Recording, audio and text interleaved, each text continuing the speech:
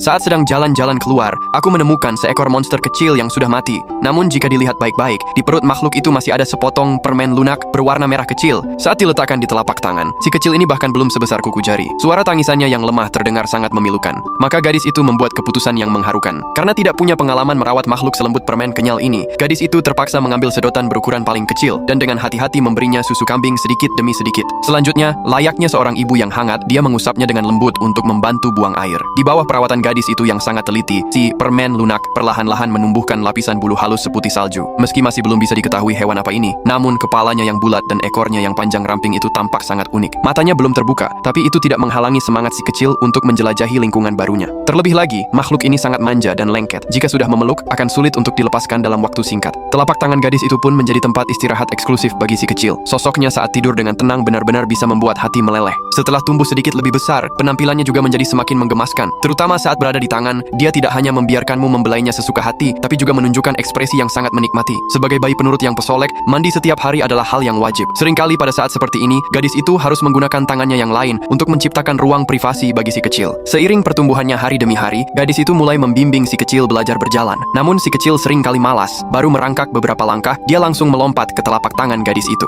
Lalu dia akan menangis terseduh-seduh dengan wajah memelas. Karena dengan begitu, dia tidak hanya akan mendapatkan susu kambing lezat yang diinginkannya, tapi juga bisa bermalas-malasan dengan nyaman di tempat tidur. Sesaat gadis itu merasa agak tidak berdaya menghadapi si pemalas kecil ini. Tapi siapa sangka, citra bayi penurut makhluk ini ternyata selama ini hanya pura-pura. Saat bermain, dia sangat lincah. Khawatir si kecil akan jatuh dan terluka, gadis itu dengan penuh perhatian memasang beberapa peralatan panjat di dalam ruangan untuk tempatnya bermain. Meskipun semakin suka bermain, sifat manjanya tidak berubah sedikit pun. Setiap kali memanjat sampai ke tempat tertinggi, dia akan melompat kembali ke telapak tangan gadis itu. Bahkan saat diajak jalan-jalan keluar untuk mencari suasana baru, dia akan segera berlari kembali ke sisi gadis itu. Di bawah limpahan kasih sayang gadis itu yang luar biasa, si kecil perlahan tumbuh menjadi bola gendut yang besar. Tapi tingkahnya yang menggemaskan itu benar-benar sulit untuk tidak disukai. Hanya saja, entah hewan apa sebenarnya ini,